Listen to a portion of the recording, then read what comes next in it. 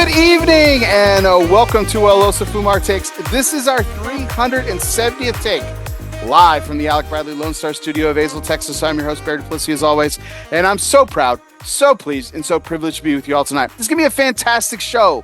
A last-minute guest added in for fun, but it's one of our fan favorites, so of course we're going to have a great time. We're going to speed things up just a bit, so instead of our normal 6-hour show, we're going to get things done in about 3 hours or so. Actually, a little bit faster than that, but we're going to get to some great stuff, so stick around. It's going to be a great show. But before we get to formal introductions of our guests of honor, we do have to thank the people that make this show possible. And that, of course, is our sponsors. Tonight's show is brought to you by Drew Estate. Since its birth on the factory floor, Undercrown has always represented the spirit of the underdog. The newest extension to the Undercrown line sees this familiar underdog spirit extend past Nicaragua to the fields of the Dominican Republic to create an Undercrown unlike any before. Undercrown El Tigre Dominicano is a defining new chapter for the Undercrown brand and one deeply rooted in the Dominican Republic. For the first time, Undercrown enhances and embraces a Dominican filler forward expression with the elegant and rich Dominican filler tobaccos in full spotlight. At the core of El Tigre is a beautiful pairing of Dominican HVA and C98 leaves tobacco selected specifically for their balance, structure, and aromatic depth. Together, they build together a layered, expressive base of flavors easily enjoyed by any fan of premium cigars. Check out your Drew Diplomat retailer today for the all-new Undercrown El Tigre Dominicano. And welcome, everybody. This is our 370th take. If you're tuning in to us live on Facebook, like we broadcast nearly every Sunday night at 9:30 Central, 10:30 Eastern, you are tuning in thanks to our good friends at Foundation Cigar Company. Nicholas Melillo is a well-known cigar maker in the premium cigar industry. He is the founder and owner of Foundation Cigars, which produces a range of high-quality, handcrafted offerings. His values consist of quality, consistency, balance, and flavor. Check out FoundationCigars.com today.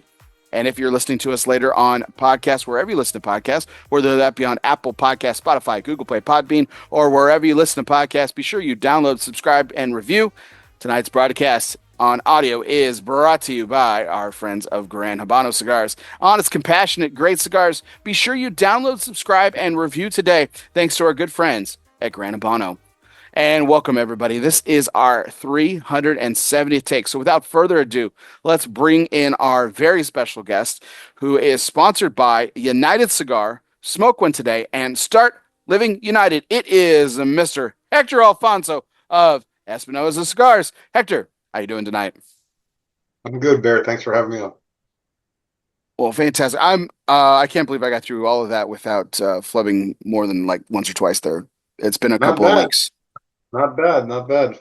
I guess after doing it like 300 plus times, I guess you just kind of get used to that stuff. But anyway, 370 times to be honest. Yeah, exactly. Well, I don't think. Going back to some of the original takes, which you were on, by the way, I didn't have as much of an introduction to do. It was just me just yelling at the screen really loudly, and giving a fright to most people. But I digress.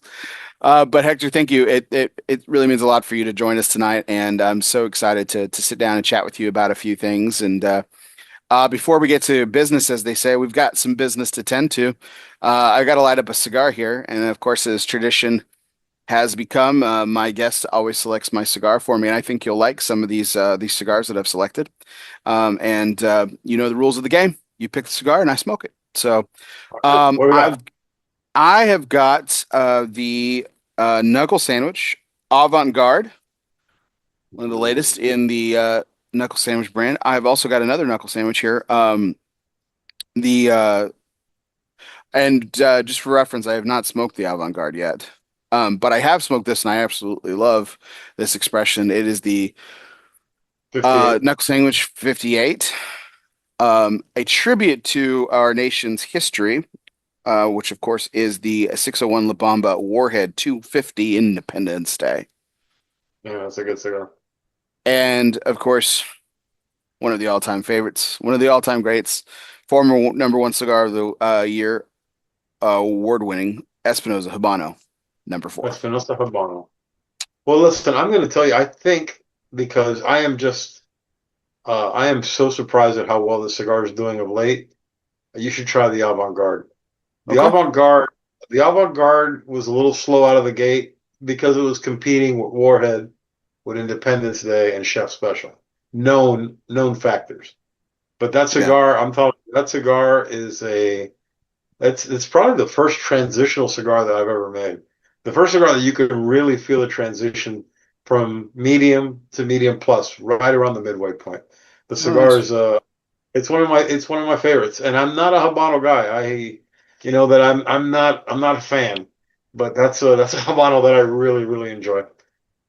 So let's clear up a couple of things because you've said that very recently as of late, the last few years and stuff. I mean, were you always that way? I mean, I feel like you liked Habano, but No, it's listen, just become when I something you've worked it's with so much, and you just kind of been it's like, yes, that's what it is. Listen, uh, we uh, we made a lot of Habano at the beginning. And it wasn't because, it was necessity at the beginning. I mean, we were small, we didn't have access. We didn't have access to, well, hell, we didn't make it Connecticut until year five. So, I mean, we made a lot of Habanos, a lot of Habanos. And I just got sick of it. I just absolutely got sick of it. Don't get me wrong, I will still smoke a Habano. If somebody offers me one, or I heard a good review on one, I'll go grab it and smoke it. I can still appreciate it, but that's not where my preference is anymore. My preference is, everywhere but Habano. Everywhere but Habano. Mexican, Sumatra, and in the Sumatra it has to be dark. And the Mexican I like both Claro and Capa Negra.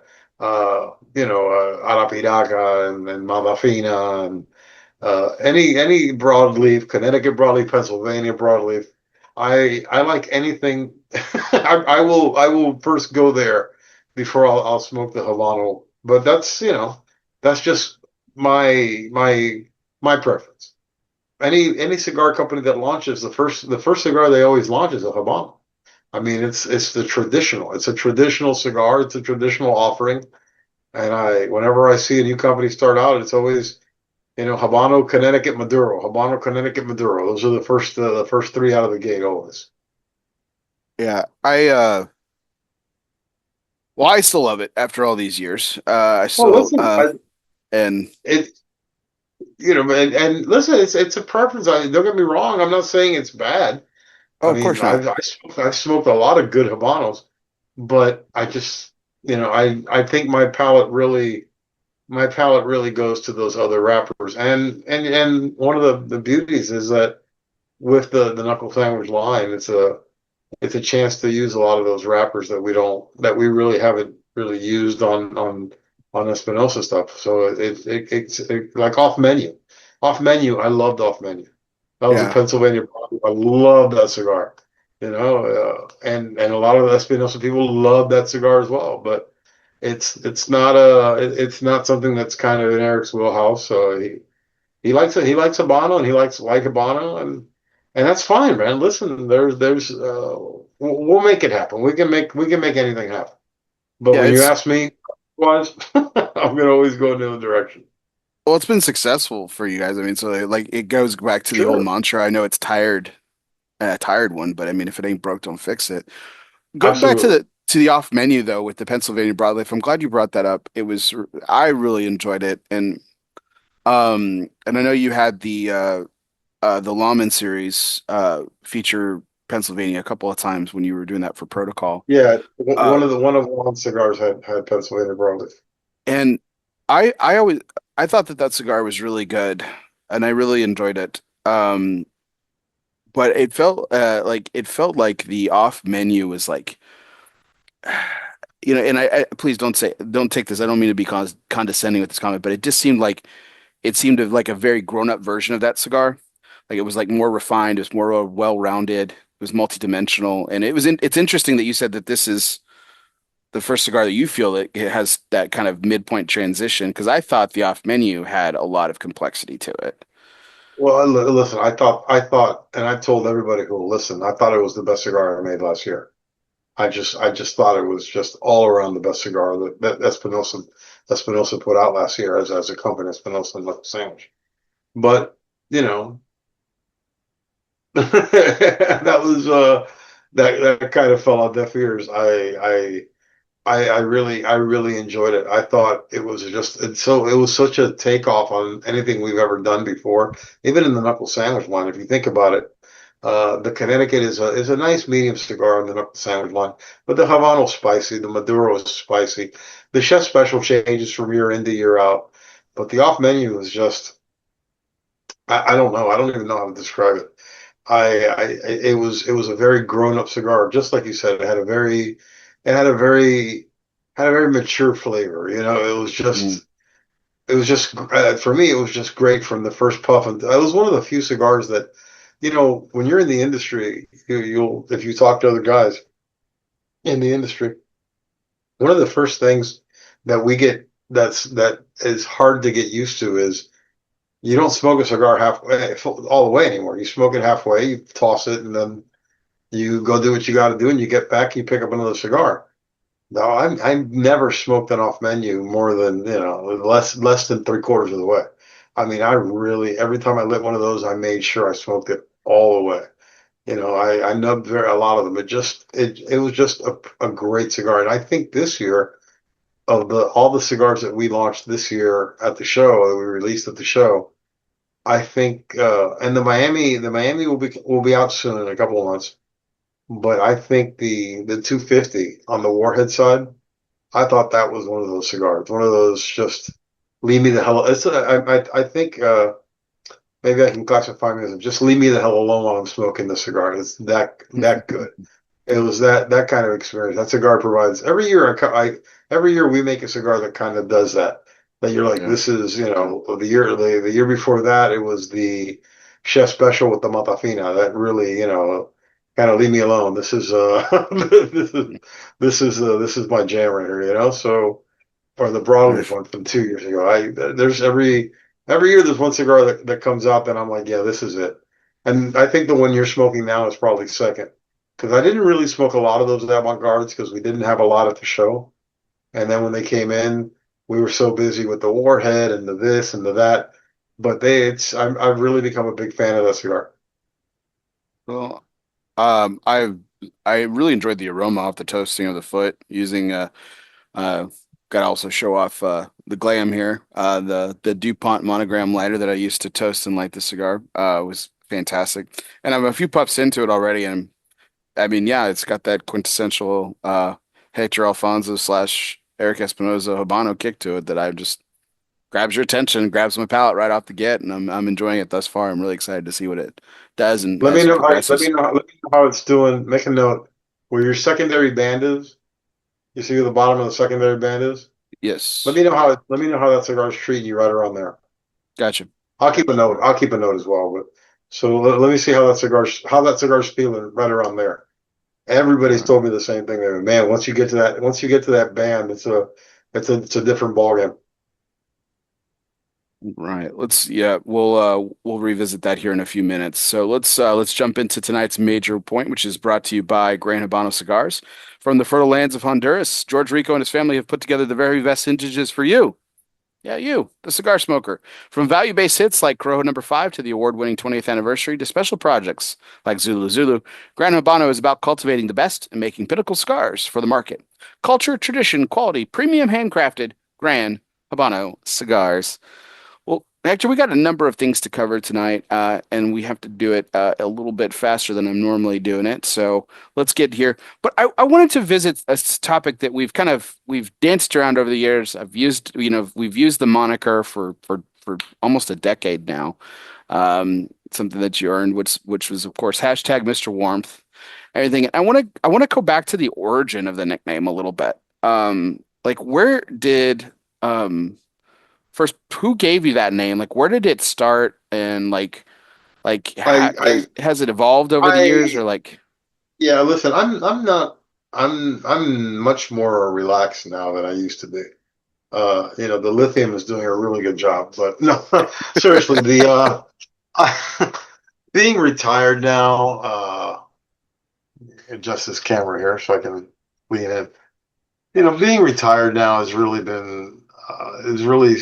relieved a lot of the stress that I had working when I was working full time. So, I think, if I'm not mistaken, I think Fernie was the one who coined that phrase because I must have said something in the office that was, typical of something I would say. And he goes, "Man, it's just Mr. Warmth," and it just kind of took off from there. Uh, I embraced it completely. Don't get me wrong. Oh, oh, I absolutely. Yeah. I was a huge Don Rickles fan, and I always thought he was hilarious. And uh, I don't think I was that funny. Don't get me wrong, but it kind of went along with my personality at the time. I wasn't, I've become much more chatty now, and I do events now, and I'm much better at events, and I interact with people a lot better. Back then, I wasn't a people person, and not because I didn't like people, because I'm still a little hesitant. But I worked in law enforcement for 30 years. I know what dealing with people can be about. So I was always a little hesitant. I always kept people at arm's length, and Yeah, well, it was your job to I be skeptical, right? Like you had to be a skeptic, right? Like yeah, your but day job. You're not cigars, but your day sure. job. But then, I would come in, and you don't turn it off when you leave the office, and when you get to the cigar shop or the warehouse. You don't turn it off. It's, you're asking the sun not to shine. It's who you are. Right. Uh, but I think I've really, in the last 5 years, I've been retired 5 years now, which is incredible. I can't believe it's been 5 years that I left the Yeah. department. But I'm a little easier going now. I don't get as angry all the time. I still, every once in a while, I do, just to show myself that I can. But the Mr. Warm thing came. It just came from having to deal with people, and sometimes just, being short with people, which was something I was really good at. I'm a delight now. I'm a delight now. I really am. I've Ask I've anybody. al- I've always found you to be a delight, I am. Hector. I am just charming. I'm delightful. I mean, just ask anybody. I really am. I Now, think it's the trick is like you have to. I think very early on, I was very fortunate. Coop is very close to you from going way back, and so that kind of helped too. But like, I think I understood you very early on. I was fortunate enough to understand you very early on, and I knew like, hey, this is a moment where you don't you don't push the button, and you kind of just hang back and walk away, you walk away or whatever, and you just kind of let sleeping dogs lie a little bit, and I I, and I I I've think that kind of always went to a lot of it. I've always been good with the guys who are good with me. It's new people that I had a hard time with. Now, now I'm shaking hands, I'm taking pictures, I'm signing boxes, I'm hugging people, I'm answering DMs, from people that I just met at shops. I guess it's just the evolution. I don't have to worry about the first job anymore, and now I can just kind of embrace this. But it took a while, because I can't imagine doing what responding the way I respond now 10 years ago. That would have never happened. I mean, not at all. Not at all. I mean, I can't tell you how many people I didn't, I never, I was never rude to anybody or told them to go get bent or anything like that. But you just I had that little frosty thing that, Hmm. hey, well, let's leave that cat alone. That guy looks like he doesn't really want to be bothered. And then, Jack came along, and then Jack's a man of the people.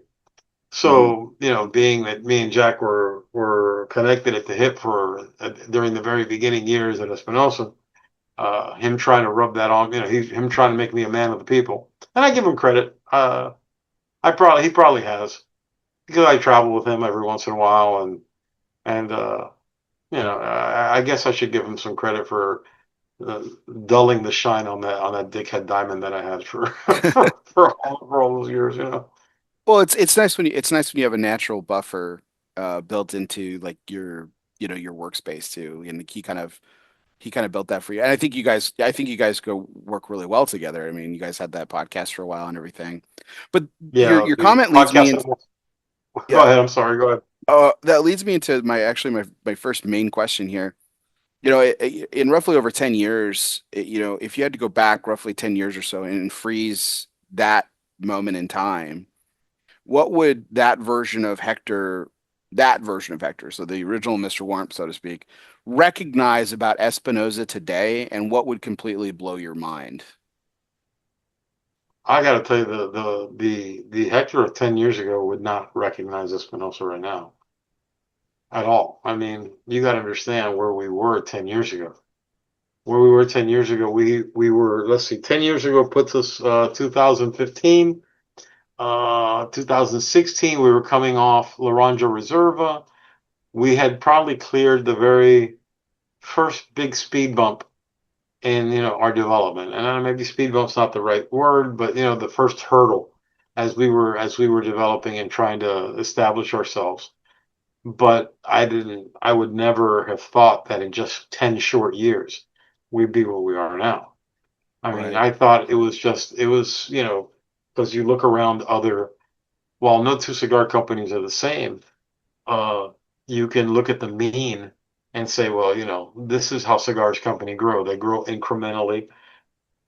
They grow percentage wise every year when, you release products and, shit like that. Uh, we had an unfair advantage. We hired another person with humidor presence. We already had Eric, who had an incredible presence. I think I started to do my first events maybe a couple of years before. Yeah, so I'd say 2016, 2017, I started, or 18, I started to do my first events. And, a couple of good cigars came out. COVID came.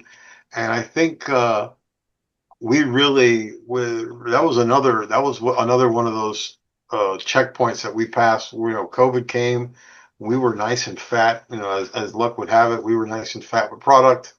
And we really took advantage of doing a lot of the Zooms and the online things and staying in contact with our base and then next thing you know, here comes Guy Fieri, and then now I would have never thought that we'd be here in such a short time Right. because I look at the last 5 years since Kai has been with us now, 5 years in January.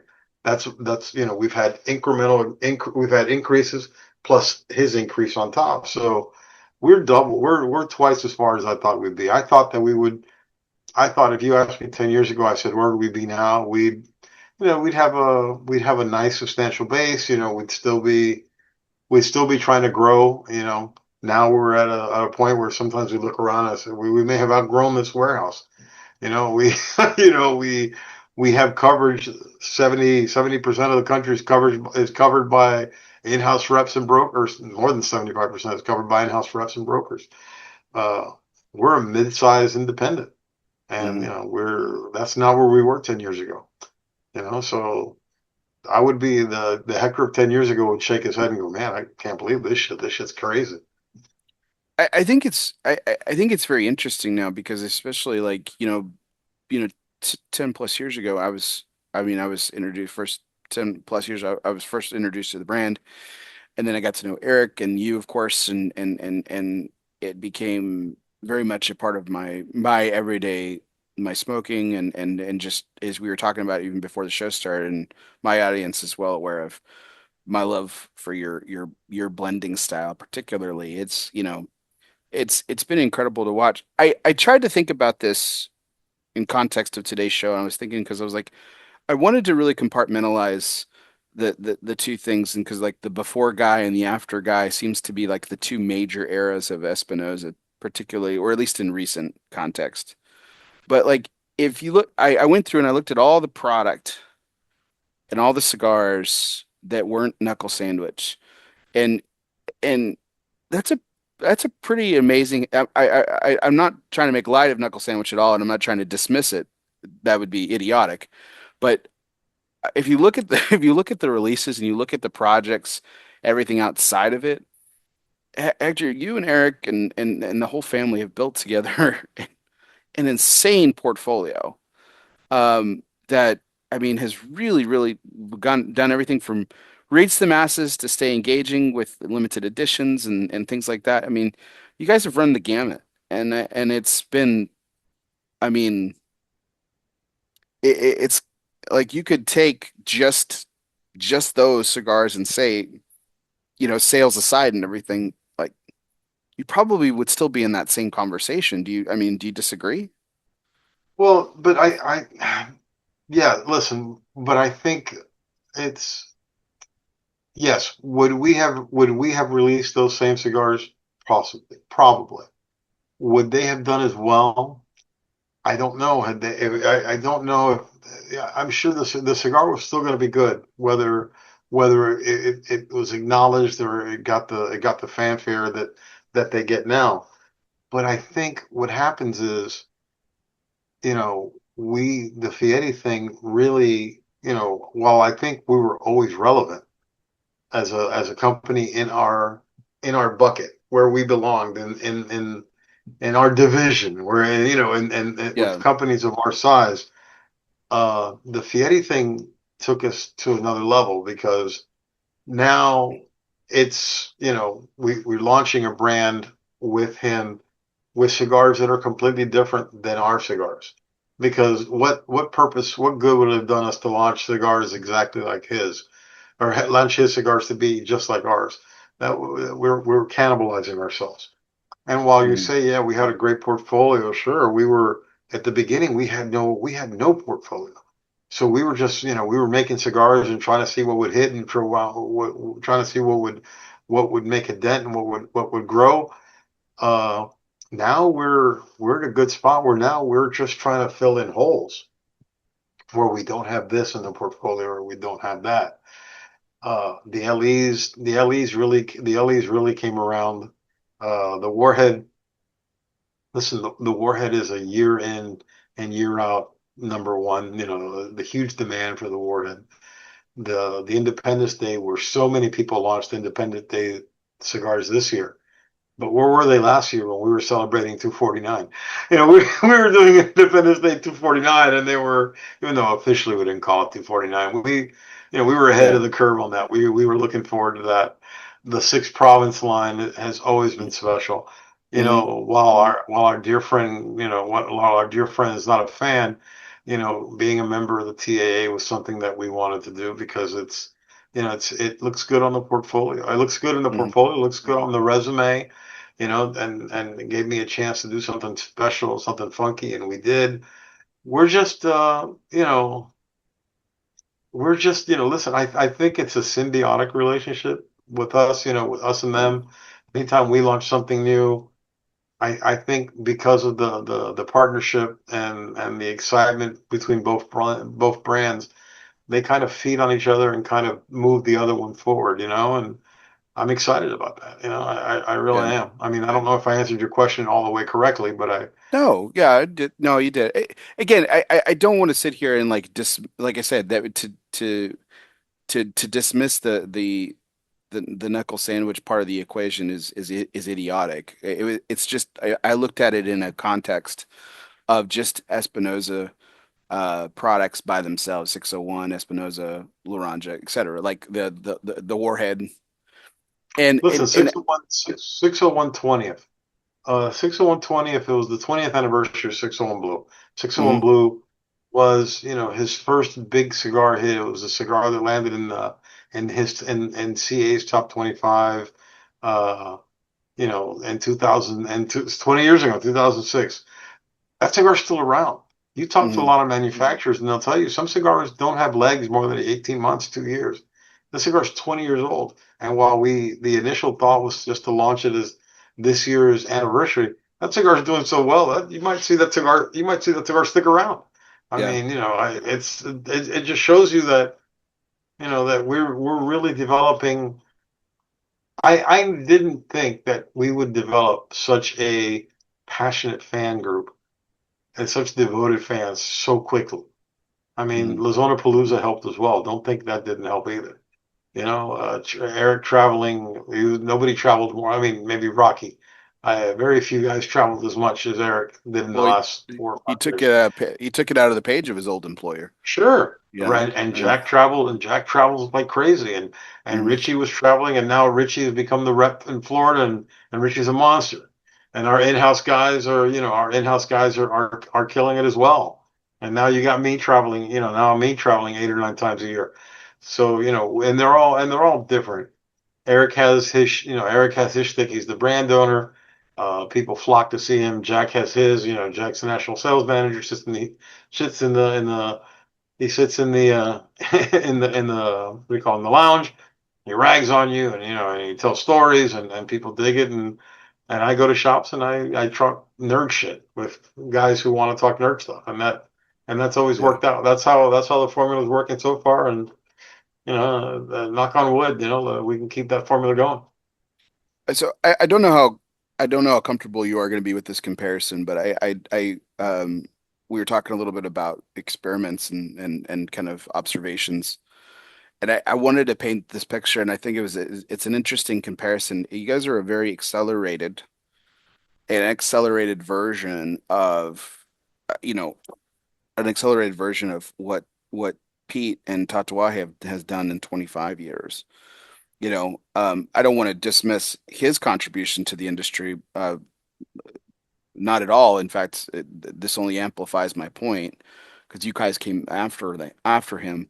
But if you think about the comparison points to what you guys have built to what like he's done over the past almost 3 decades, there's an interesting parallel, right? He's known for his supplanted foot in the ground is broadleaf. You guys have Habano, right? He has an annual series that has reached legendary status with the Monster series. You guys have Warhead, right? And is equally, I mean, equally sought after, equally viable, and equally popular, I think, in some aspects, and the longevity to speak with it. Um, even some of the personalities, Eric's very loyal, Pete's very loyal. The people that have been around, even your in-house reps have kind of developed the reputation in their regions and their areas. Um, you know, um, and I think there's a lot of comparisons, and it's easy to see why the two companies are extraordinarily successful. The communities, right? The communities, you talked about the communities. Like Pete has Saints and Sinners. You guys have the Lazona Palooza, you know, fan base and clan, that whole, Espinosa every day thing. Like it's easy to see why you guys have I been, can see the parallels that you're talking yeah. about. I can see the parallels for sure. And like I said, I'm not sure how comfortable you are with the comparison, but I Well, think it's easy to I think see why you're successful with listen, some of these it's things that you've created. I've become very friendly with Pete over the last couple of years. I think since COVID, when we ended up on a couple of these late night marathon Zoom casts that every nerd, every cigar nerd in the world who was watching this probably saved it like it was some of that porn from the 70s. Uh, I think that it's a very it's kind of it's an impressive parallel. It's a I think that there are other things that I think there are more things that separate us than make us similar. But I think that has a lot to do with the time that he began and the time that we began. Oh, But still, absolutely. the humidor presence is something that we can both share. Loyalty from our fan base is uh, the regards of our peers as well. Everybody loves him, everybody loves Eric. So yeah, there are some parallels. There's some things that are different, but the things that are different are more inner workings kind of thing. The way that Pete's into wine, and Yeah. Pete has a he doesn't do as many events. He's a little more reserved, and I think that kind of works. I think when Pete does an event, they're like, wow, Pete's here. It's I mean, I don't know if it's Dion like in doing events, but it's like I said, there are some similarities. There are some differences, but if you're gonna compare us, I'll take that comparison every day of the week. I mean, it's a fantastic company to be compared with. I think I mean, I think the unique qualities of both, but to bring it back to you specifically, the unique characteristics of what make you guys different from everyone, not just from that comparison, but just by any stretch, have really made you successful, and you know, um, so to take it back to my original question about recognizing Espinoza, from, a 10 years, 10-year ago version of yourself, like, is there something about the old Espinoza that that you and Eric tried to preserve make sure that it's still there so that Well, I it's think, part of the history? well, I think, I don't know if there's anything we'd like to preserve per se. I think that while we have changed, success changes you, and the amount of cigars that you're selling, and the concerns, your everyday concerns were, now, if you had problems 10 years ago, they were huge problems. But you compare them to the problems that you have now, the concerns that you have now, the responsibilities that you have now, they're much smaller. Hmm. Uh, I think what we try to keep is, the mindset, of who we are. Uh, we're a company that was built with social media. It's a company that continues to use social media. It's a company that, has never turned its back on guys who've been with us from day one. We're still innovative like we were, 10 years ago. I think we're just, I think what happens is when you grow at, now being 15 years old, which will be 15 years old in February, we're a much more mature company. Hmm. We're a much more mature company. The relationship with Guy also made things a little more mature. We weren't just, we weren't flying by the seat of like pants like we were back then. A lot of things that we were just, some of the greatest things that we did were just things that we came up with. Boom, we just came up with Hmm. them in the office, and they became things. Now we don't kind of work that way anymore. And I'm kind of glad because, we're all older now, and it's there's some safety, and there's something about uh, not worrying about having to put all hands on deck all the time. I think Right. that's a good thing. So yeah, listen, I think that we haven't lost track of who we were or where we came from, but I think that we've matured, and we've tried to grow into that. So that's the best thing I can tell you right now. Yeah, I think that I mean, from an outsider's perspective, and as much of an inside track as I've had with because of, courtesy of my friendship with people like you, like I think that that's something that everyone has to love about Espinosa is like despite all this change and growth exponentially in a relative short amount of time, um, you guys really haven't lost your identity. And that can be incredibly hard to do, especially navigating the changes that you guys have navigated over the years. And to throw in things that are completely out of everyone's control, like situations like COVID, for example, and stuff like that. Like like have you did but speaking of changes like and success, like do you measure success differently today than you did 10 plus years ago? Or Oh is my that God, relatively yeah. the same? Okay. Listen, what is success? What was success 10 years ago? This is gonna sound like some ancient Chinese, cookie. What do you get? What are the things you get in a cookie? But what success was 10 years ago is where we're at now. I can't tell you what success is now because we're still building. We're building to get to another level. Just look at it just look at what we have going on now. We have a new factory coming online sometime by the end of the year, in another country. We are, Right. we're moving on. I think success at this stage is, while sales is always going to be important in the industry, it's about accomplishments as well. And that's a huge accomplishment, to keep this relationship with Guy going after 5 years, where, how celebrity cigars are.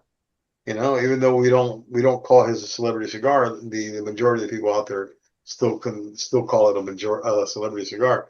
That cigar is going on 5 years and still strong as hell. Right. We're still doing great. We're doing great. We our releases, our releases are out of hand, and we have inherent back order issues every once in a while because we're selling a lot, and so back orders are never a good thing. There's nothing sexy about back orders, but we have a back order situation every once in a while, but that just shows that our guys are out there hustling, our cigars are moving, and I think we measure success now by accomplishments and, limited editions that we were so happy when we would. I remember the days when if we made 500 of a limited and we sold it in a week, we were proud. Now we make, a couple thousand or something and it sells out in a day. That's an accomplishment. Yeah. That's what we look at now, and we see where the game has changed a little bit.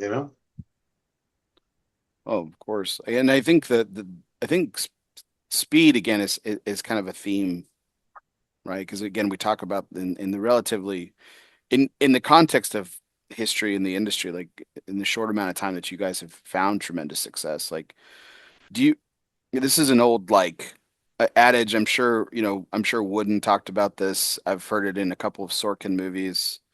Jim Valvano, even mentioned it too as well.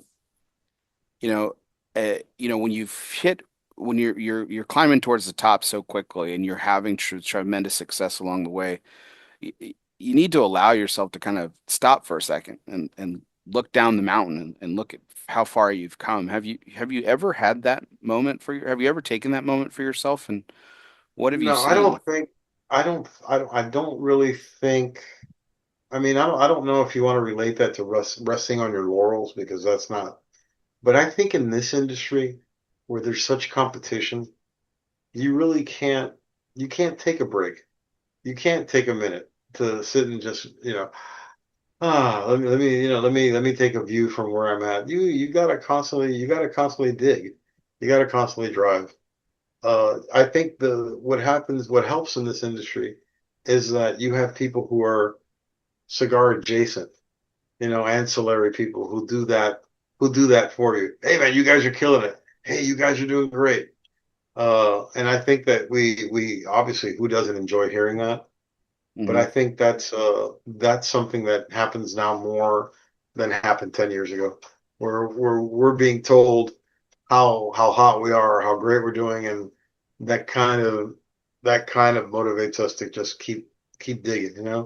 Because the last thing you want to do is sit there and rest on your laurels. I think playing a competitive sport like what Jim Valvano was talking about, or it's a little different. Because you Yeah. got a 30 game schedule, 32 game schedule. You got days between games. Not here. Every day something's up. Yeah. Somebody releases something new every day. Something something is fresh, a new idea. Especially in an industry where a lot of the ideas are recycled, and nothing that's original and new stays original and new very long. Uh, but you have to constantly keep digging in this industry. Absolutely. You talked about you talked about a little bit of mentioned about your, illustrious career, the Miami-Dade police department. And, everyone knows you're a family man as well. There's obviously you have, one might argue you actually do have a life outside of the office. So, and everything. But who's the person in your life that who's noticed the changes the most that really meant the most to you? Well, I think I would have to say my son, and only because we kind of raised each other. I'm only 19 years older than he is, and he's always been around my friends. He grew up around my friends. He's part of the crew at the cigar shop that I go to. We're in the same fantasy leagues. We're in the same, we kind of have we kind of we're kind of in the same circles. And I think he's the one who's realized that leaving the department wasn't really a bad thing, because I've stayed busy and I've been doing things that I like to do, and I got a chance to not half-ass this part of my career, this part of my life. Which, to be honest with you, I think a lot of the good things that have happened is that for us as a company, for me personally, was now I'm there full time. Hmm. I can dedicate, the early morning part of the day where, my biorhythms are on point, to coming in at 3 o'clock and working from 3 to 6, and most of the day's over. Now, I'm there first thing in the morning. I'm like a farmer. I get in early around 9. You know, but no, seriously, I think he's the one that's noticed that it's funny because he's a ball buster, and he calls me and he says, "Hey, are you coming to the shop?" I said, "Yeah, I'm gonna go." He goes, "Yeah, you got guys here who want to meet you. Who the fuck? Who are you now? Are you a celebrity?" I said, "Yeah." And he was busting Chip off balls. the old block, huh? Yeah, he's a chip off the old block, but I think he's the one who's noticed how much the change, uh, and it's funny because as he sees me changing, people tell me how much he's become me. His Mhm. mannerisms and his, he has the same career and he's 40 now, and people tell me, "Hey, he's just like you were," and so that's a pretty cool that's a pretty cool scenario. You know, a lot, on the show, I talk about, I've talked about my relationship with my father. And every Father's Day, Tom Lazuka comes on my show and we talk about our kids, we talk about that perspective, but we rarely kind of talk about the reverse of the perspective, like and what you were just mentioning about how your son looks at you and everything. And you know, um does that pride that that's pretty visible, although disguised in ball busting, it's got to mean something pretty special when your own children have see everything that you've accomplished and have pride in Listen, their appearance. it's like the old thing I've always talked about. What's more valuable to you? A rating from some magazine you never heard of, or some guy with a ring cam and a little microphone walking around the show, or that another manufacturer walks over and tells you, "This is the best cigar I had at the show."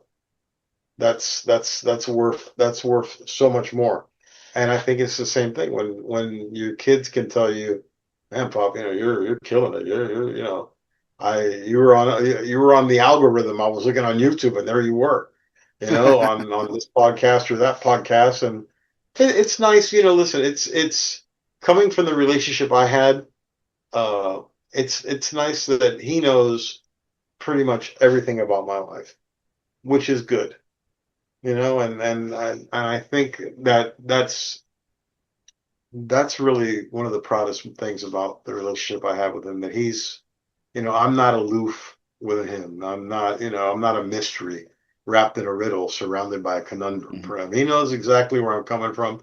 He knows exactly where I was, where I've been, where I'm going.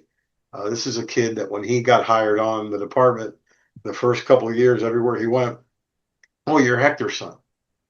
Now I go places and I run across these young policemen and I tell them who I am, and they went, "Oh, you're Hector's dad." Hector's dad, yeah. Yeah, yeah, you're Hector's pop. So things change. The shoe's on the other foot, but it's Mhm. still it's still a good relationship. Listen, I that's one of the things I'm proudest of, is the relationship we have.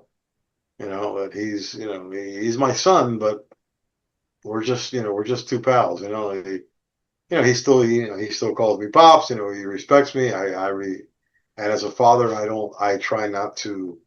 I try to always be the cooler of the two parents. I don't offer my input unless he asks for it. He's 40 years old. Hector's 10 times the man I've ever going to be. Just what he went through when he was in Iraq. He's 10 times the man I am. So I'm just there to provide any kind of. I'm like those guardrails at the bowling alley to make sure that he doesn't gutter a ball. That's what I'm there for. To bring it back to cigars, Hector, and I know I, we talked about this a little bit before the show started. I know that you're not you're not you're not done. You've got a lot more to do and contribute to this industry before you call it a day. But Mhm. as the age old adage says, like there's you've got more in your past than you do necessarily in your future. But is there something that you want to do that you haven't yet in the cigar industry that you want to accomplish, that you want to do before you call it a day? Um, I'm going to be honest with you. I never had any intention of making my own cigar. I see how hard that life is. That was never something for me. Uh, my whole career, I've always been happier being I've always been happier being the guy. I don't want to be the guy. I want to be the guy comes to. I've always been more comfortable in that role. Everybody, you talk to these kids nowadays and guys who walk out of the theater and they say, "Oh man, I want to be like Scarface," or I want to be like The Godfather. I want to be Tom. I want to be Tom Hagen. I want to be the guy you come to and ask, who whispers in your ear and says, "I think you should do this," or "I think you should do that." That's Right. I've always been more comfortable with that. Well, I know There, you're a West Wing guy, I am. so I'd rather be so Josh. yeah, you'd rather be I'd rather, Josh Schleiman. You're I'd rather be Josh. the guy that the guy comes to, rather than the Yeah, guy I don't. himself. I'd rather be Josh or Leo than be. I never wanted to be Toby, even though Toby had the best lines in the show. Yeah. That I quote all the time. I've never. But I never wanted to be the guy. I'm trying to think. Listen, we've gotten high ratings.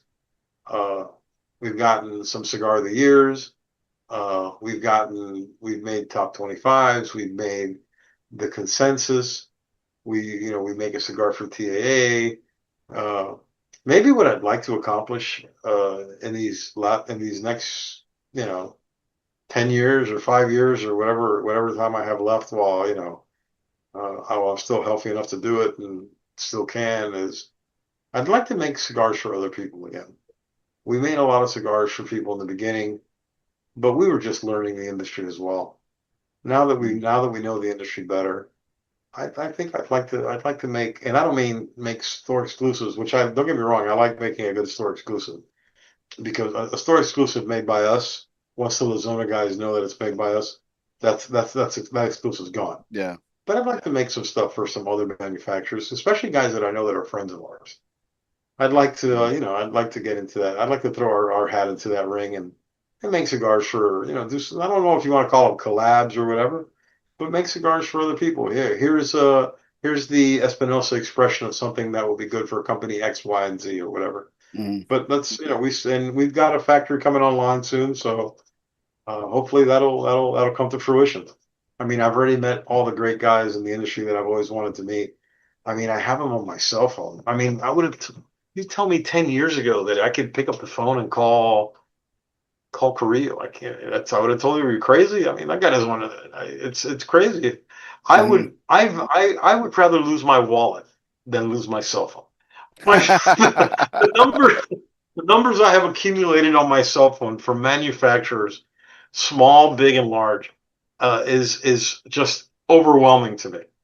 One of the things that I know that I roped you in on early several months ago before this baseball thing took over was the boutique cigar thing. Mhm. I have 60 manufacturers on my phone. Never had I tried to do this 10 years ago when I was Mr. Warmth, I would have gotten nowhere with this. So, I give myself a little bit of credit for coming around to the social side of things. But like I said, I'd rather lose my wallet than lose my phone. I absolutely would. Yeah, I think the collaboration trend has died off. And for a while it kind of I'll use one of Coop's favorite terms. It jumped the shark in a lot of ways. They weren't necessarily true collabs. Things were just necessarily disjointed in a lot of cases and everything. I love to hear that from you, Hector, because I think I know the relationships you've worked on over the years, and I know the relationships you have. Man, there's that kind of thought already. The cigar nerd in me really excites me because I think there's a lot that you can not just learn from some of these other folks and take from other people. There's so much that you can give. There's so much that you Listen, and Eric can give too. I mean, it would collabs aren't easy. be awesome. Collabs aren't easy because first of all, you have a little bit, even if you're the nicest guy in the world, there's always a little bit of ego, and Sure. what chef is going to shine the most in this collaborative kitchen. So it's I can see how some of those things, have not always panned out in the past, have always kind of not really been collabs. I look at the one that we did that was, that worked really well for us. It worked really well for General. Uh, but I think it's something that I would like to see the opportunity to make cigars for other people. Yeah. To have people come and talk to Eric and talk to myself and say, listen, our brand is this is the kind of brand that we have. This is our profile, but I'd like to have something that has a little bit of an Espinosa flair to it in our profile. And let's sit down and work on it, whether it's limited or something that's going to be continuous or whatever. That would be nice. I think that's the only thing really missing from our portfolio. Friends in the industry. I've got some really good friends in the industry and uh, guys that know way more than me, guys that are much more established than me, and to be considered in the same breath as those guys is is really more than I ever expected 10 years ago, 5 years ago, 10 minutes ago. That'll be really something to see. So we'll look forward to that. We're going to talk some more Espinosa stuff, but we're going to break things up and get things headed along here. Hector's got to venture down to Nicaragua and work on some of those projects we were talking about. So let's kick things off with our first fun segment. But before we do, we're going to take a special break to mention our good friend, William Cooper at Cigar Coop, celebrating 16 years. Cigar Coop is 16 years old. And to kick off the 16th anniversary, we are doing a special contest on cigarcoop.com. You can go to cigar-coop.com. Yes, that's cigar-coop.com. See the name behind me, Alec Bradley and Cigar Coop have put together a very special contest to celebrate the 16th anniversary of Cigar Coop with a very special giveaway. The Alec Bradley 54 quart cooler. Fantastic, fantastic cooler with, got to have that bottle cap opener. Beautiful branding of Alec Bradley. It's big, durable, a Sasquatch cooler branded with the Alec Bradley logo, of course. And it was also built with the built-in bottle opener, just to make everything as inconvenient as possible. It's pretty straightforward to enter. Go to cigar-coop.com. That's cigar-coop.com. It's the first story. It's pinned to the top. Go ahead and click on it. It's really easy to enter, guys. Go to the comments section and just tell Coop what your favorite Alec Bradley is to smoke. You're automatically entered.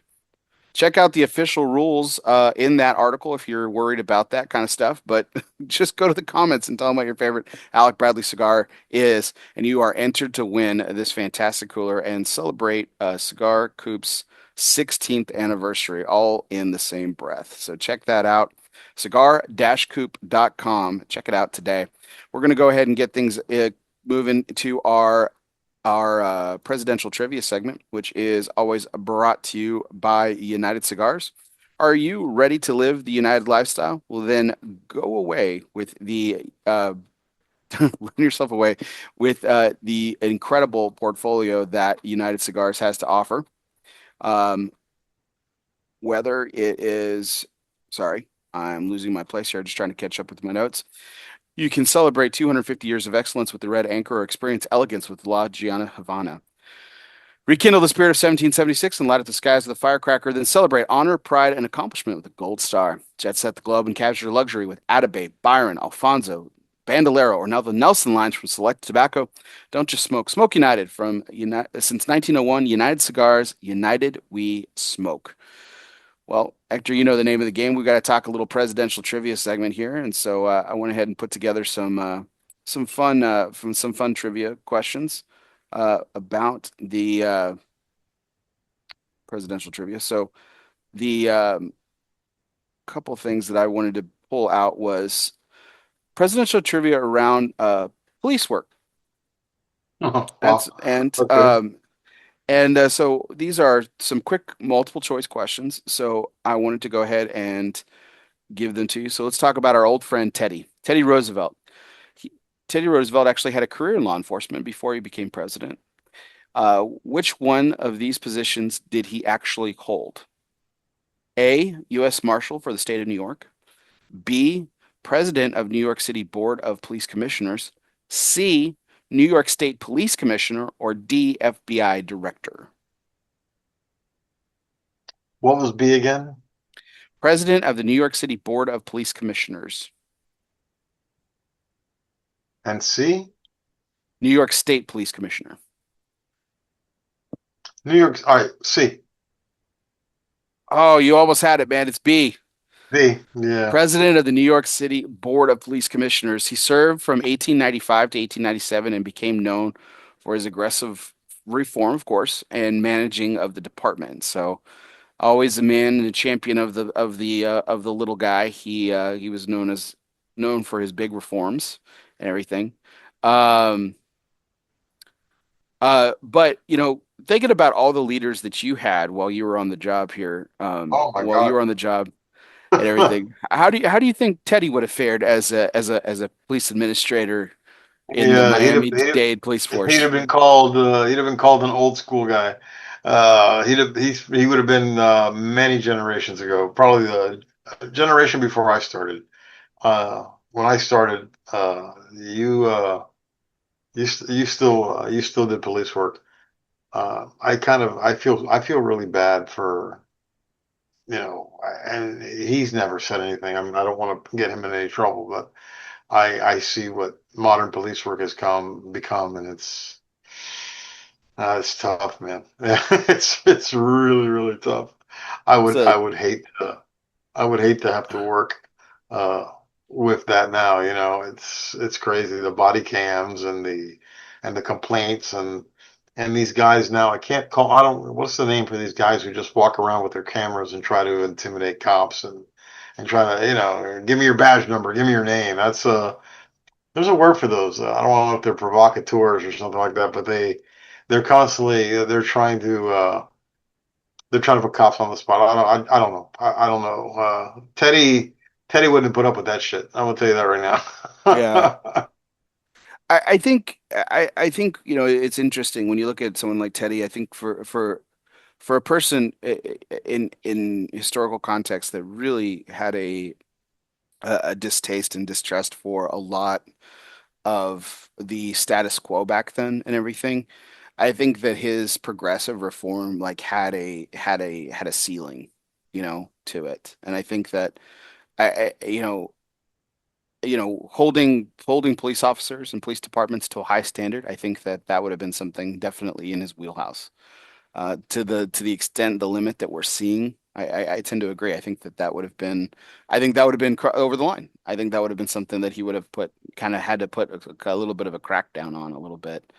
Um, and probably, probably would have said, no, wait, that's going a little too far, a little bit. Let's rein it in, people, a little bit. But who knows? I think it'd be interesting to see someone like Teddy today, and a guy who is known to, like, you know over 100 years ago now, 125 years ago, he was a liberal in a lot of ways, and it's funny how those two terms, conservative and liberal, have transitioned and changed over the Sure, just decades like and Republicans centuries. and Democrats. Absolutely, Exactly. yeah. Yeah. So here's another Roosevelt question for you. True or false? In addition to head of the police commissioners, he also served as a deputy sheriff in the Dakota Territory in 1886. True or false?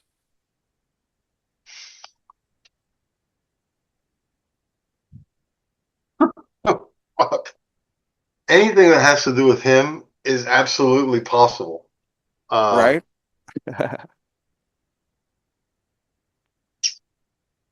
all right, I need this one. True. Yeah, you're absolutely right. Yeah, Talk about, I had to go out on a limb there. That sounds like something he would do. it's just like the guy did everything, man. And like I swear to God, I don't think there was anything that he couldn't do. And for he was, yeah, I mean, he had a very interesting life. He came from, he was born with a silver spoon in his mouth. He wouldn't have survived childhood without it, as I like to tell people, because like he was a very sickly child, and what he turned his life into, and became, this larger than life character, all the way the They say he was most, America's first rock star president. yeah, Bully for that, bully. yeah.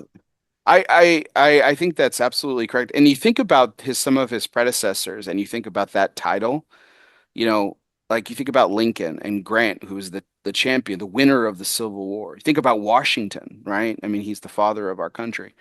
And to say like this man was the first rock star president, and it being absolutely true, which is Well, of the course. most Listen, interesting part about it.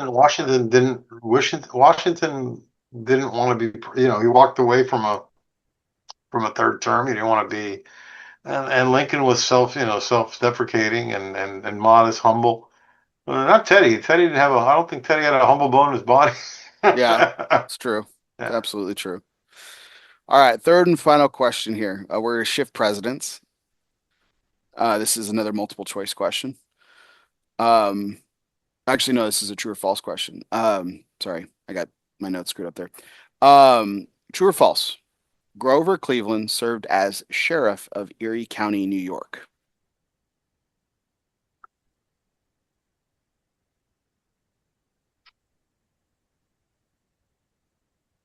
Oh my God. Grover Cleveland.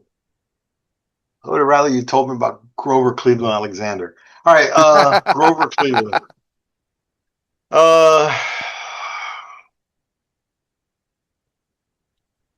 you know what? Fuck it. I'm gonna go with true. It is true. In fact, Aha!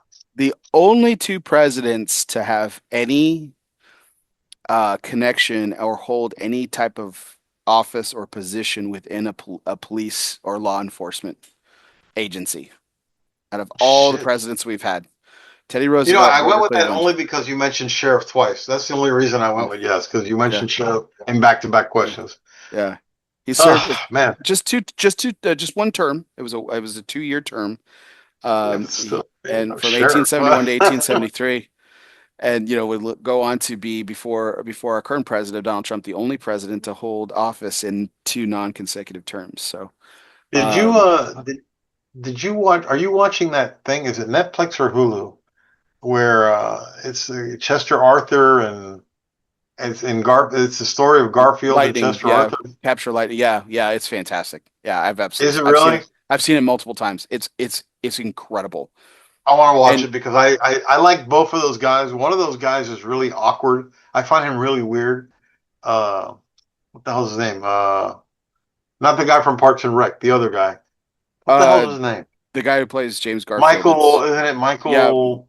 yeah, Mike. Oh God, no, Yeah, he was on Boardwalk Empire, and he's got an REM band. They do an R. He's in an REM tribute band. That's really good, by the way. It's just and it's good and it's weird to see this guy who was in Parks and Rec, play a vice a president. It's crazy. yeah. Oh gosh, Michael Shannon.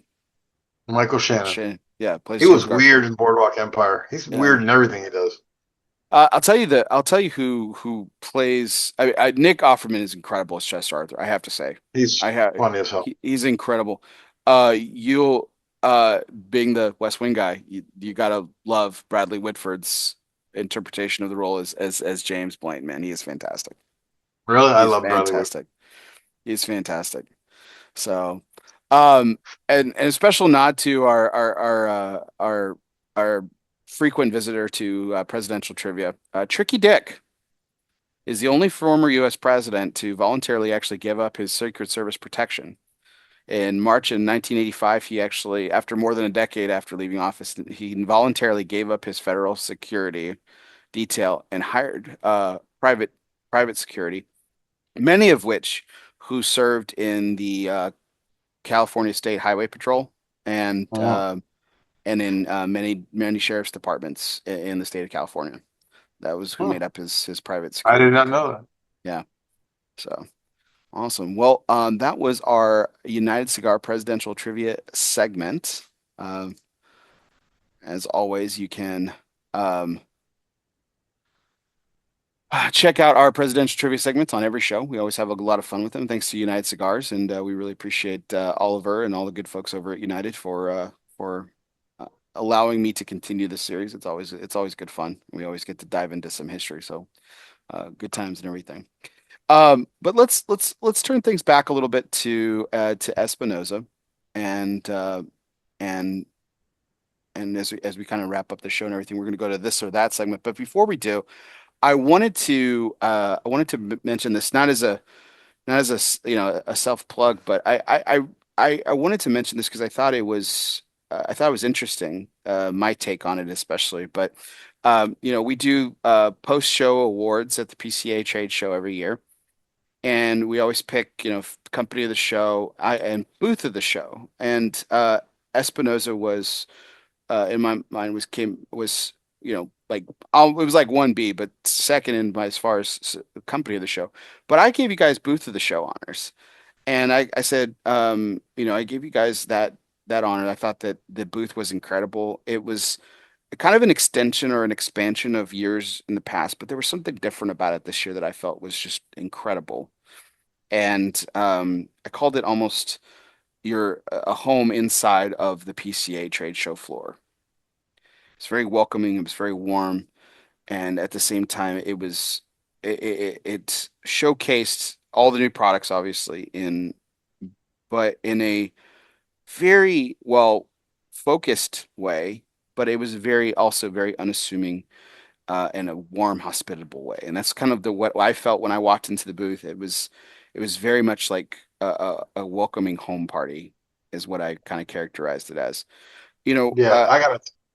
I'm what what sorry. I'm sorry. Go ahead. No, go ahead. I want your thoughts on the booth I and think and and, and PCO show this year. now remember I haven't been to the show in several years. So it was the first time going to the show in 3 years. And for me, just the size of the growth of the booth was incredible. Junior did an outstanding job putting the booth together. And I think the booth had kind of like that open floor plan, where what I think it would the only thing missing to make it even more homey had there been walls to separate some of the sections. Because I've always liked I don't like houses that are just one big space. I like to have little nooks and shit. I like that in a floor plan, but the place was so really well set up. Danielle had her own little station in the corner there where she was, she had a desk and she was manning, mission control. Then you had all the tables for the reps who were busy the whole time at the show. Then you had a seating area off to the left. I must have done 27 interviews over the 3 days. By the last day, my voice was shot. Uh, but I those days of passing out cigars are over. I mean, you have to have trust in the reps to make sure that they're saving up inventory to not run out of cigars on day one or day two. And then Eric had his VIP area over there, and Hmm. it was. I'm telling you, it worked really well. It Coop was got really, finally got really behind well. the velvet rope. We got a picture. We actually documented it. It was nice. Got him Yeah. a So little I mean, picture and bed. not having Guy at the show is great. It brings people to the booth. Having Guy at the party was probably a little easier because it's kind of it's more controlled chaos. Having him in the booth can be that it can be hard. I mean, because you gotta tend to the crowd. Yeah. But he'll be there next year. He'll be there. He'll be back next year. I mean, listen, that's what I always say when we talk about this celebrity collaboration. He just happens to be a celebrity who has a cigar. It's not a cigar made for a celebrity, Hmm. and he goes to the show, man. That's a lot. He goes to the show and he's not there for an hour and leaves. He's there all day. And he's doing the presser earlier the day before, and you got to give him credit. I give him credit for all of Yeah. that. But Absolutely. the booth was really Junior did a really good job with the booth. Really, I really good job with it. got to give him a lot of credit, and it was beautiful. It's clean. There was an elegance to it, and at the same time, it wasn't overstated, and it really felt like home. I Hector, you're one of my favorite interviews always at the show, really, and I truly mean that. But this year's I'm a this year's delight. interview, well, yeah, I'm a you're a delight. delight. This year's interview, I felt was probably my favorite of all the interviews that I've done with you at the show. Really. Yeah, it was really great, and I Oh. really, really appreciated the time. Um, but let's go into our next fun segment, which is the brought to you by Artista Cigars, which is truly the last hidden gem of the Dominican Republic. With nearly 70 years of rolling cigar experience, the family behind Artista believes in honoring their long-held traditions of handmade artistry. Artista's blends include factory exclusive tobaccos and front marks for every budget. In fact, Artista has one of the most varied portfolios on the market today. There's something for everyone at Artista. Now, if you're like me and you can never decide what to smoke, Artista has kind of a really breath of fresh air because I know I can take something from any box that Artista has to offer, and I know I'm going to get something truly special. So this or that segment. It's meant to be rapid fire. Hector, we're going to go through some things. Some are cigar related, some are not. But I wanted to really kind of dive into the Miami part of you. Okay. And so let's talk about Miami a little bit, the place you've The called real home angry, for tired Miami part of me. Okay, go ahead. the place you've called home for a number of years, a long, long time. And so a Miami sunrise or Miami sunset, what is your preference? Miami Sunset. No, Miami Sunset. Okay.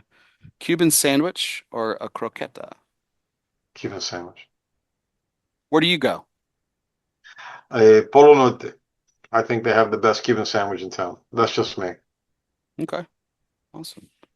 Like I haven't partaken. We need to make that change when I It's go not next too time. far. It's not too far from Caribbean, so that's always a good sign.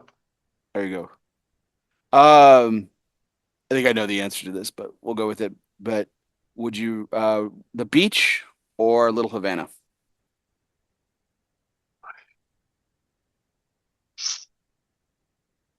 Wow. I'd rather go to the beach than go to Little Havana. I hate Little. I hate Little Havana. Oh my God. I The hate is it Little- the is it the is it the tourists or what? I mean, you get tourists in the both Havana. places, so I get It's the Havana. I can't say. I can't say. The traffic sucks. The people sucks. Is a tour. It's. But I mean, listen. I'm not a tourist. I don't. I have never, in the words of Oliver Platt in The West Wing, I have never found anything charming in my life ever. So I don't find 8th Street. I have never found anything charming in my life. So Oh, that was a great needle drop. Holy shit. That yeah, was I don't. fantastic. I'd have gone anywhere besides Coyote. You could have told me go hunt alligator. I'd have rather gone hunt alligator than go to 8th Street. Right. Let's talk about personal cigar consumption. Okay, not making, as you are Right. obviously known for. Would you rather have a short, powerful smoke or a long, slow one?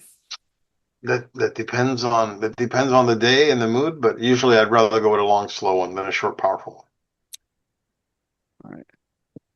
Talk about your blending style though. Like, so I know we've talked about your relationship with people. So, but like when you're blending, would you are is it like are your blending sessions is it in silence or do you have like music going like a lot of music and noise? What do you Well, prefer? no, Busyness there's a or lot of silence? there's if I'm in Nicaragua, it's always noise because I'm on the floor. So there's the noise, the white noise from the people working. Uh, but usually, if I have an idea for a blend, it's done in my car. Believe it or not, I'll be driving along and go, wait a minute, I have an idea for something, and I'll grab my phone and I'll take a note. I wish I could tell you it's some really fancy, funky, esoteric kind of thing, but it's not. It kind of whenever it strikes me. But noise when I'm in Nicaragua, pretty much silence and loneliness, alone when I'm here by myself, when I'm here in the States. Nice. Would you rather be if you weren't a blender, would you rather be just a cigar shop regular, or would you rather still contribute to the industry and be a shop owner? Because I know you've worked retail. Just curious. Yeah, I worked retail. I always wanted to have a shop till I worked retail. And then that took me. I'd rather be a shop regular, like I am now. I'm a shop regular now. I'm a good shop regular. I don't pee on the floor. I don't steal cigars. I don't smoke half smoked cigars out of the ashtrays. No, I'd rather be a regular than be an owner. Being an owner, man, that's hard work. It's like being a school teacher. I don't have time for that. I'm not built for that. What's your preference, the first cigar in the morning or your last cigar at night?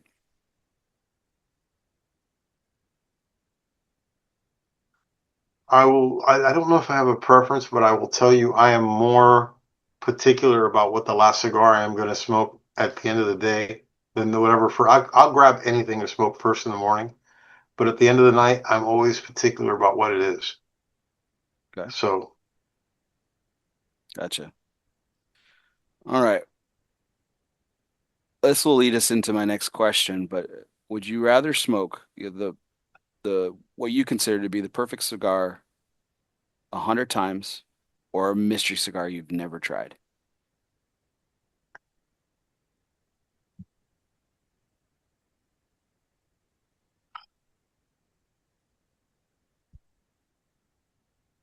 the curiosity always kills the cat. So I listen. You would be hard pressed to find anybody in the industry who smokes more cigars from other people than me. I mean, there are guys out there who do, but I smoke a lot of other people's stuff. So I think I would rather smoke the mystery cigar just Okay. so I can say I did. Yeah. There you go. So that leads me to a question I've always wanted to ask you, Hector, and I never have because it's so cliche. Hmm. But I think enough time has passed that I think I can finally ask you because I really finally want to know the answer. You've blended a lot of cigars for Espinosa, Knuckle Sandwich, Protocol. The resume is long and distinguished at this point. Thank you. What's your home run? What's the best thing that you've put to market? Your own personal palate. This isn't the best sailing cigar. This isn't, you know, anything of this. This is Hector Alfonso's choice. What's the best cigar that you've made? I think what I told you earlier, that chef special off menu, that the off menu, the knuckle sandwich off menu. I think that's the best cigar I've ever made. I do. I think that's the best cigar I've ever blended. It's a great one. It's kind of hard. I, I, I, listen, I'd love to fight you.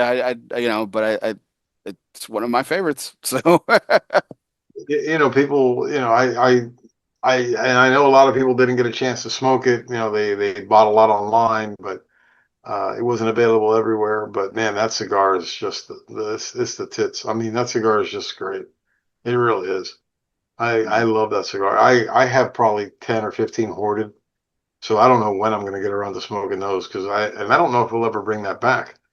I mean, I don't know if you'll ever see that again, but I love that cigar. I think that cigar is fantastic. well, hopefully you guys get around How to did it. that cigar change? Did that cigar change for you around the secondary ban? Yeah, I knew we were gonna get, but this is a good time to get back to it. Oh, Yeah, okay. it I'm did. sorry. It did. No, no, perfect timing, man. It's like you're reading my mind. Yeah, I did. I noticed. So I think through the first half, it was that quintessential Hector Alfonso Espinosa signature of Habano. Thing that I've come to know and love. Beautiful spice, incredible retrohale. Um, and when I talk about spice, I'm talking about spiciness. I'm talking about that pepper. It's not in your face. You've made some in your face peppery cigars. This is not one of them, I think. No, it's not. But I think as a transition through that point you're talking about, I got a lot more complex and nuanced flavors than I've probably gotten, off menu being probably a notable exception to it. I got a lot of more baking spices, a little bit of mixed, kind of anise, bitterness. And when people throw that B word in when you're talking about flavors and stuff, it's really kind of polarizing because people don't necessarily like it. I like it, especially when it complements a blend so much, and it does. Because what happened for me, it got there was a there the creaminess actually picked up. So that bitterness from anise spice kind of balanced that creaminess, mixed still with that Habano peppery note. And it really, to me, it really kind of sang together. This is my first one, Hector. It won't be my last. This I'm is glad you liked it. sensational. This is really I good. thought it would be a good cigar for you to smoke tonight. What were your thoughts around that? Like, what transition did you see necessarily with your palate? I that my idea for that cigar was for it to be a gateway cigar in the knuckle sandwich line because there really isn't a gateway cigar. You have Connecticut, and while me and Jack argued about that being the gateway, I said, well, not everybody smokes Connecticut. No, it's the number one rapper. Of course, yes, I know it's the number one rapper, but not everybody in our world, in the La Zona communities, they smoke Connecticut's, but mostly they're Habano guys. So I thought it would be a nice introductory cigar, a nice gateway cigar. It was just one of those lucky things that the cigar really transitioned in the second half. To me, it just becomes more. I mean, not to use that same old adage. Yes, it becomes more complex, but there's also there's the cigar becomes alive in that second half. There's more depth of flavor. There's, it's just Uh, I don't know how to explain it. I know that when I was smoking it, I'm like, well, if it stays pretty much like this, the rest we're going to be fine. It'll be a nice introductory cigar. It'll get for people who've never heard of knuckle sandwich, if there's still anybody out there who never has. And then about halfway through it, I'm like, well, hell, hold on a second. This is not really an introductory cigar anymore. The cigar now is really ramped up a little bit. It's still not in the Habano league, where the Habano is much spicier, or the Maduro, but it's still a notch below, but I think it's a lot more dynamic. Maybe that's the word I'm Yeah. looking for. It's a lot more Yeah. dynamic. I'm about to put it out and I'm gonna light up the number four to finish off my night. Because I'm gonna keep working after we finish up because we only got three more questions before we wrap up the Okay. night here. So let's move on to our Everybody Eats segment brought to you by Pastania Cigars. If you always make sure your servant's towel is bigger than your appetite, everybody will always get theirs. Pastania Cigars is more than just great cigars made by cool people. They embody an attitude of gratitude and grit. With Pastania, everybody eats. So we've already talked about your favorite place to get a sandwich, uh, a Cuban sandwich, Hector. But let's just say I land in Miami tomorrow. I know you're going to be in Nicaragua, but let's just say you're there. And I say, Hector, I've got one day here in Miami. Feed me. Where are you taking me? Well, what do you want to be fed though? I mean, listen, it is a foodie town. It is a foodie town. So I know that it's not like you're landing in Buffalo where, you're landing in somewhere or you're landing somewhere in Texas where feed me is, barbecue, the signature dish. What's the signature dish here? I mean, if you want to eat Cuban food, we can take you to a bunch of places to eat Cuban food. Where would I take you? Son of a bitch. I'm not gonna lie to you. You know what I would do? I'd call Jack or I'd call Eric and I'd say, hey man, where can we take beer to feed him? Because I believe it or not, as big as I am, I'm the worst fat guy in the world. I am not a foodie. I would tell you, I could take you to places that I like to eat, that are easy. Uh, I guess, fuck, where would I take you to eat? Yeah, and I'm Son. I'm not asking Jack or Eric. They might take me to quote unquote better places, maybe. But I want Yeah, the Hector they're gonna take you Alfonso to they're gonna experience. take you to fancier places. Where the heck are we gonna take you? Man, this is a tough one, man. I love This is that a tough. Peruvian joint that's next to Caribbean. So I mean, You know what? because I like Peruvian food too. Man, hell, that's it. We're going to that Peruvian place right next to the Peruvian because we can go have a cigar. We can walk over and have a cigar there. There you go. all right, I'm sorry, man. I'm the wrong guy to ask that. it's all good. No, it's all good. I'm not a foodie guy. I'm just not a foodie. I'm sorry. I It's might all tell you, good. hey, let's go to what's that? Oh my God, what's that place that I go to that has the wine service? Oh shit, I can't even remember, man. I'm sorry. I It's don't okay. know. It's I'm all sorry. good. I let you down. I let you down No, you there. did. No, you didn't. It's all good. It's all good. Yeah, hey, you gave me the place to eat the next time I come in town for a Cuban sandwich. So that's where we're going. There you That's go. gonna happen. So we're gonna Is do Hooters that. still open? I'm just kidding. All right, going into our asylum moment. C Cigars are refuges more than just a physical place. It can be a state of mind. Some of life's greatest reflections can be found in our own personal asylum. Moments like these were made for Asylum Cigars, so light up an asylum and choose your refuge. Well, according to you just a few minutes ago, I guess it's your car. That's where you find your most refuge and find your place, find your Absolutely. blends and stuff. And we talked about the blend that you're most proud of, and everything. But what I would like to kind of moving on with this is of like going back to the off menu. Was there anything in particular in your life that was different, or was it just the magic of the moment, the tobacco that came together in the right way that made it that cigar blending experience that you haven't had before?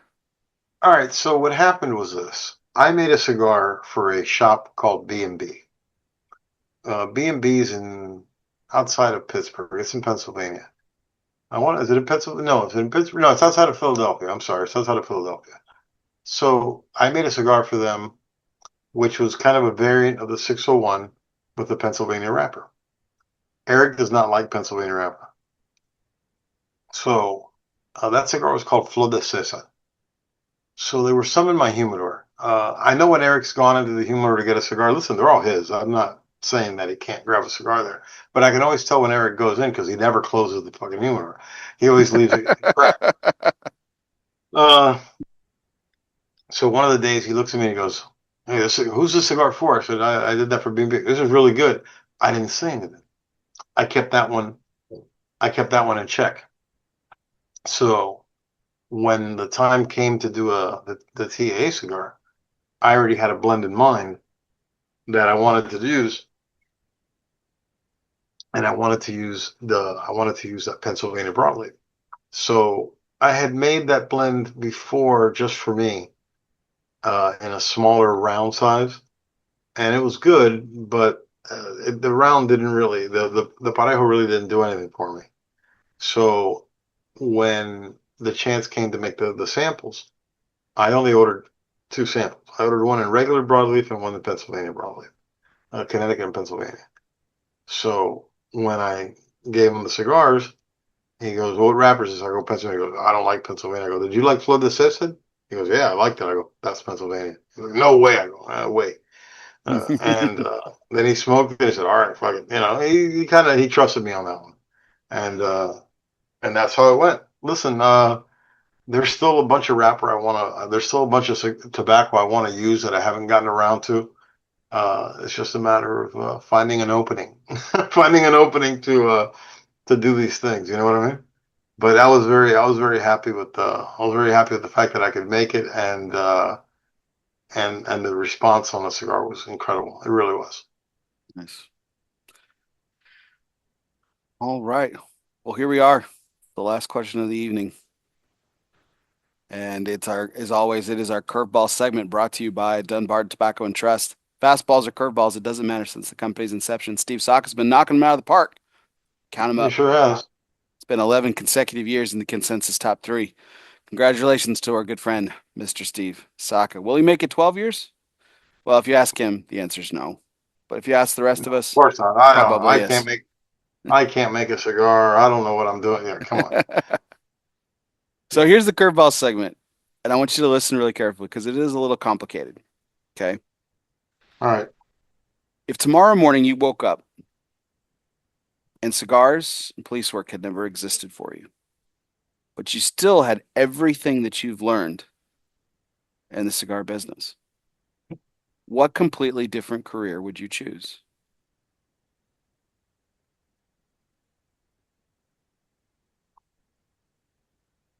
Wow, and you're messing with me tonight, dog.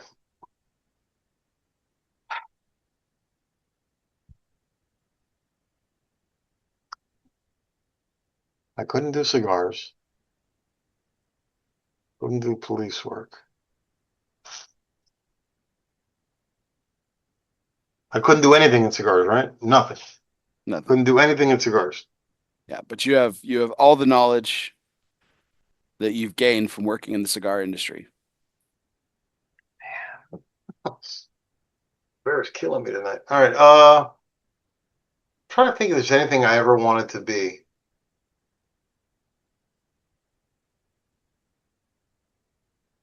Here's the thing. You're asking me to take two different fields of knowledge and try to use those, or I'm stuck with those. Those are not going anywhere. Those are compounded knowledge points that I have. Mm-hmm. And to find another thing I could use, another career that maybe And I could refer. not necessarily. It's just a starting point, right? It could be just something you've always wanted to do. I know you have a load of interests outside of I do. everything we've talked about. I guess I'd want to be a writer. I guess I'd try to be a writer. I always wanted to be a I therapist, but I hate people. So I just I it thought this was was I I thought this was a softball because I had this pegged for you. I had writer. well yeah, but the writing kind of came. But I did a lot of writing at work. That's the thing. And so I wrote a lot of papers when I was in the department. A lot of papers, thousands of pages of assessments and reports and flyers and bulletins and position pay. I wrote a lot of those papers. Well, So I always That's the knowledge you acquired. Yeah, so you can right, keep right. that and use it. But And you know, when I started to do some writing, that's one of the first things I noticed, that I kept the police style and law enforcement style when I would write, and you can't write like that if you can't write that way. Where usually a writer gives you a point, he gives you a point, he reinforces the point, and then moves on. Police writing is, here's my point again. Let me reinforce the point, and let me say the point in another set of words, and let me move on. So I've had to change that a little bit. But yeah, I guess I would write, because therapy would be having to listen to people, and that really wasn't something I was going to be good at. So marriage counseling would have been great. And I should have said a health coach. That would have been great. I should have been a physical. I should have been an MMA trainer or something like that. But no, I think I'd be a writer. Yeah. Maybe, something like Chuck Klosterman, somebody who writes cool ass things, or PJ O'Rourke. Well, those are guys that I grew up reading, that I love I love the stuff they wrote. But yeah, I guess writer. Do you think you'd ever take a stab at fiction? I know you've worked on a lot of obviously considerable work in nonfiction, reading, Yeah, real stuff. my old work partner and I, we've written probably seven or eight scripts, but they're all police scripts, and they're all, they're a little bit too realistic. Is some of the feedback we've gotten from the people we submitted. It's because, listen, I mean, it's like watching, like a doctor watching a show, like watching, a medical show. Some of the stuff that we see, some of the police shows that I watch, I'm like, that's unbelievable. You can't do that. That doesn't happen, But um, yeah, we've given it a stab, and I think we've made some pretty nice things. But writing for us is kind of just like a hobby. It's kind of just, blowing off some steam, just, getting these thoughts out. He's a lot younger Mhm. than me. He's only like 55, so he's still working. So I'm sure he's still doing a lot of writing at work. So, but yeah, writing. I think writing, or marriage counselor. I think I'd be a great marriage counselor. Yeah. What's going on here? All right, you got it. You're out. You're out of this. You got to leave. You got to pack your shit. You got to go. You know, Hector Alfonso, life coach. I think that would really. I think I'm really missing my calling there. I, Life coach, good. I mean, look, you got to hand it. You wouldn't sugarcoat anything, you would just tell people like it is. And I mean, I think Listen, man, this is some monkey shit you got going on here. You got to. This people is need to crap. hear that. People need to hear that. You would think people need to hear that, but people don't want to hear that. Nobody wants to hear that. Nobody. Nobody. I think that's the problem. I think therapy can be very positive, but I also think that it can also be in a lot of ways self-destructive, because a lot of times it's just hearing what you want to hear. Well, And it's not even necessarily the physician's problem, like fault at that point. It's people always want to hear what they want to hear. of course. And People and never want to hear anything negative. Shit, no. yeah. People, and if you say something negative to you, you got to sugarcoat it with something good. You're insensitive and you're selfish, but you're a hell of a dancer. You always have to end it. You always have to end it with something, to make them feel better. It's crap. Yeah, Oh, man, you there's really not a killed me. You killed me tonight with the questions. The questions were good, buddy. The yeah, questions were good. there's not always a happy ending. You gotta tell people that sometimes. But yeah, that'd Hmm, be good. Hector Alfonso, life coach. I like it. So, I like it. well, that was our show tonight, guys. I really appreciate everyone in the audience for tuning in. And Hector, thank you so much for stepping in and being a No, guest no tonight. problem. My pleasure. My pleasure. Anytime I get the chance to talk about Espinosa and talk about the brand, I'll always take advantage of that. And thanks for thinking of me to fill in this spot. And I'm sure you've got a nice lineup coming up the next couple of weeks, so you're gonna Yeah. have you got some good shows coming up. Yeah, we've got Terrence Riley, Michael Never, Herklotz, Ranier never heard, Lorenzo, Miguel Shadell, all on the horizon coming never up. heard any of those guys. Never heard any of those guys. Are those guys in the industry? No, I'm just kidding. Those guys are all those guys are friends of mine. They're all good dudes, man. Just really good dudes. So definitely want to tune in the next few Sunday nights. We got some great cast of characters lined up for you. Definitely want to stay tuned for that. We're broadcasting nearly every Sunday night at 9:30 Central, 10:30 Eastern. You can always check us out on Facebook Live or our YouTube channel, ELOSOFUMAR. Definitely hit the bell, hit the like button, all that stuff. Hit those shares, likes, comments, and keep them coming. Our uh, our video broadcast is always courtesy of our good friends at Foundation Cigars. Nick Malolo began his career in the cigar industry at the age of 18, working in a cigar shop, the Calabash Shop, in his home state of Connecticut. He went on to work for a well-known cigar company, Drew Estate, where he developed some of the most popular blends. In 2015, over 10 years ago, he started Foundation Cigars to create unique and flavorful cigars that would appeal from everyone, from the novice to the most experienced smoker. And if you are tuning to us later via podcast, wherever you listen to audio podcasts, whether that be on Apple Podcasts, Spotify, Google Play, Podbean, or wherever you listen to podcasts, be sure you download, subscribe, and review. And I do mean review. Listen, those reviews are constructive. We need to hear them. Like Hector said, don't sugarcoat it. Tell me like it is. To the guy who left me a 1-star review and said, hey, your audio levels are terrible. Hey, that was great. Hopefully you're still listening and hopefully you can hear me now. But to the guy who left me a 1-star review and left it blank, as I tell you every week, my friend, fuck you. Got nothing for you. Can't help you. Can't help you if you don't help me. Look, we've only done 370 of these guys, and we've got definitely at least 370 coming up. So we're only going to get better. And it's all because of you. So thanks to our audience for staying up late with us as always. Keep those likes, shares, and comments. Keep them coming. We'll have great guests like Hector along the way, and we'll dive into the industry's most fun and entertaining stories. We'll get to know these people just a little bit better. So for everyone out there, check out cigar-coop.com. That's cigar-coop.com. Let's celebrate Coop's 16th anniversary. Enter into the awesome contest to win the Alec Bradley cooler. All you have to do is hit that top article. It's pinned at the top of his page. Go into the comments section, tell him your favorite Alec Bradley cigar. You get a chance to win the cooler and celebrate Cigar Coop's 16th anniversary. He's an industry staple, as we hope to become here at ELOSOFUMAR. And it's all thanks to the great people that we call our guests each and every week, like Mr. Hector Alfonso of Espinosa Cigars. So thanks again to him. Thanks again to you. And for everyone out there, I'm Bear Duplessis, live from the Alec Bradley Lone Star Studio of Azle, Texas. He's Hector Alfonso. Guess what, everybody? We'll see you next time.